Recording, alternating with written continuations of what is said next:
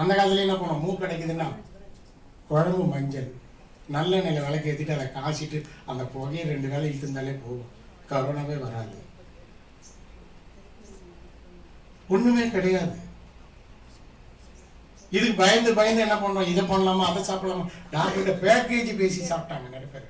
Package 20,000, 50,000, 1 லட்சங்க, உங்களை காப்பாற்றணும், உங்களை பத்திரமா வச்சுக்கணுங்க. என்னத்துக்கு? இம்யூனிட்டி நம்ம உடம்புல ஏற்றத்துக்கு உண்டான சப்போர்ட் பண்ணணும். அப்போ எப்படி பண்ணணும், இதை பார்க்கணும். இம்யூனிட்டின்னா என்ன? இப்போ நுரையீரல் பாதிப்புன்னா ஏன் நம்ம உடம்புக்கு வந்து காரம் தேவைன்னு சொன்னால் என்ன பண்ணலாம், ஒரு மிளகாயே போட்டு அரைச்சிடலாம்ல. ஏன் தனியாகவும் மஞ்சளும் சேர்க்குறோம்? அமிலத்தன்மையும் காரத்தன்மையும் நம்ம உடம்புக்கு வேணும். அப்பதான் வந்து அந்த காரத்தை வந்து சரி கட்டும். இல்லைன்னா வெறும் மிளகாய் சொன்னா வயிறு உடனே லூஸ் மோஷன் பிடிக்கணும், தாங்காது. தாங்குற அளவுக்கு நம்ம உடம்புல சக்தி கிடையாது. அவ்வளோ சாப்பிட்டா இருக்கும். அது கூட அதுக்காக தான் தனியாவும் மஞ்சளும் சேர்த்து அரைக்க சொல்லுவாங்க. மிளகாத்தூள்ல தனியா மிளகாக்கு ஈக்குவலா அதாவது இது 1 பங்குன்னா இது 1.25 பங்கு தனியா,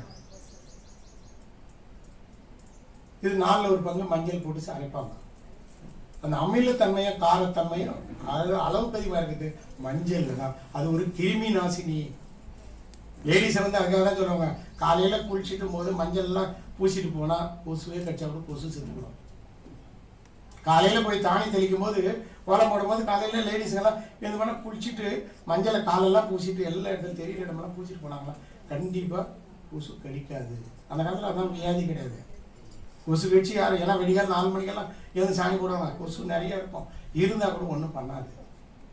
ஆனால் நாம் என்ன பண்ணுறோம், அந்த சாணியே எடுத்து போடணும். இப்போல்லாம் சாணியில் கை வைக்கிறதுக்கு ஐயோ நான் கை வைக்க மாட்டேன், நான் படிச்சுட்டு வந்துட்டேன், நான் இப்படி தான் இருப்பேன், எதுவுமே தெருவு பக்கம் கூட 5 மணிக்கு ராத்திரி மிஞ்சி ஏதாவது போட்டே ஆகணும். தீபாவளி பொங்கல் என்ன பண்ணோம், ராத்திரியே போட்டு மூடிட்டு வந்து படுத்துக்கிறோம். காலையில் பால்காரன் வந்து பெல் அடிச்சு நிற்பான் 7 மணிக்கு 7:30 மணிக்கு. அப்போ நம்ம உடம்ப சேஃப்டி பண்ண பார்க்கல, அழிக்க பார்த்துக்கிறோன்னு அர்த்தம்.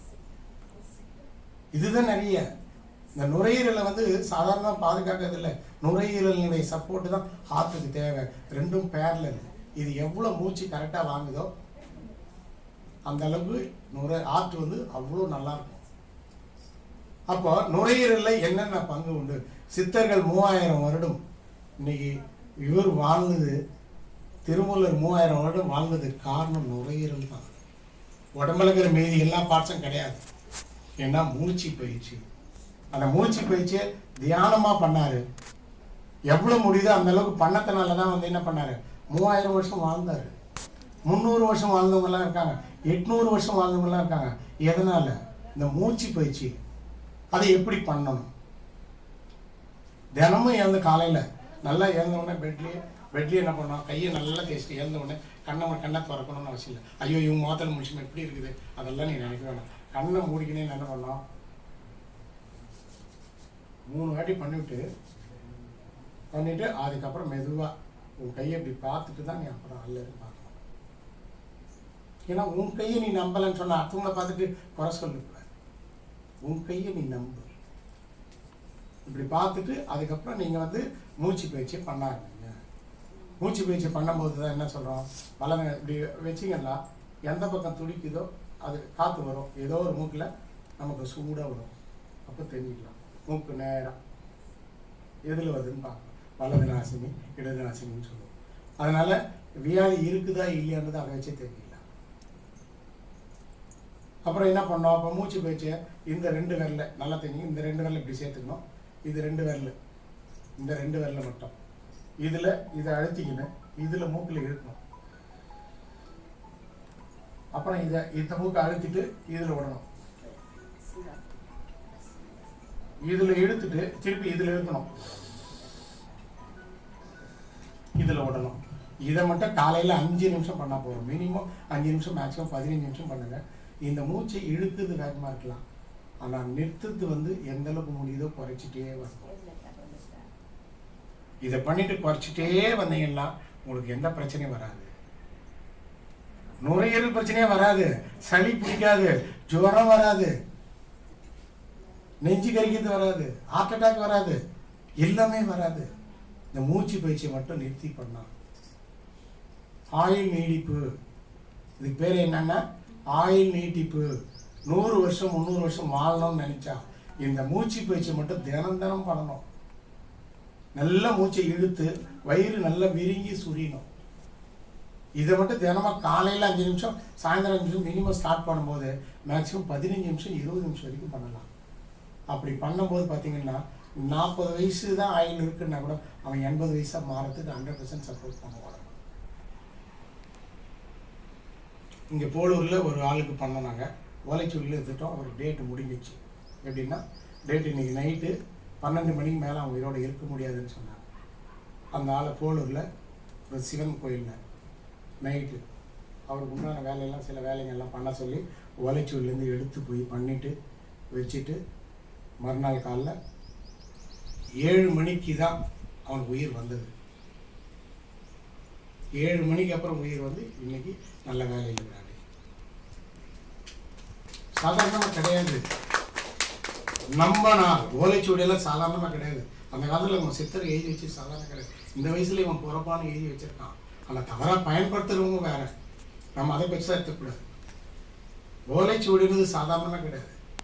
மொபைல் நம்பர் வருமா யோசிச்சு பாருங்க. மொபைல் நம்பர் எப்போ வந்தது? ஓலைச்சுவடியில் மொபைல் நம்பர்லாம் எழுதி வச்சிருக்காங்க. எவ்வளோ பெரிய விஷயம் பாருங்க. என்ன வியாதி எப்போ யாருக்கு வரும்ன்றது அதில் குறித்து வச்சிருக்கான். அந்த மாதிரி ஒவ்வொன்றுமே நம்ம நம்பிக்கை தான் வாழ்க்கைன்ற மாதிரி நம்ம முதல்ல நம்மளாம் நம்பணும். என்ன பிரச்சனை வச்சு எதனாலன்னு தெரியணும். காலையில் என்ன சாப்பிட்டோம், சாயந்தரம் என்ன சாப்பிட்டோம்னு தெரியாமே ஏதோ சாப்பிட்டோமா, ஹோட்டலில் போட்டோம்ல சாப்பிட்டோம்டா அப்படின்ற மாதிரி இருக்கக்கூடாது. அதுக்காக தான் வந்து சொல்கிறது, நுரையீரல் மூலயமாக ஒரு மனிதன் 800 வருஷம் 3000 வருஷம் வாழ்கிறதுக்கு தகுதியை வளர்த்துக்கணும்னா நுரையீரலை பாதுகாக்கணும். அப்போ அந்த மூச்சு பயிற்சி நல்லா பண்ணிக்கணும். எவ்வளோ முடியுதோ தியானத்தில் பண்ணிக்கணும். அந்த எவ்வளோ குறைக்கிறோமோ, ஒரு நாளைக்கு 24 மணி நேரத்தில் 21,600 முறை நம்ம சுவாசிக்கிறோம். அதை குறைச்சிட்டே வந்து எவ்வளோ குறைக்கிறோமோ குறைக்க குறைக்க நம்ம ஆயுள் நீடிக்கும். ஆயுள் நீடிக்கும். அந்த ஆயுள் நீடிச்சா நம்ம லைஃப்பில் என்னெல்லாம் கிடைக்கணும்னு நினைக்கிறீங்களோ எல்லாத்தையும் கிடைக்கும்.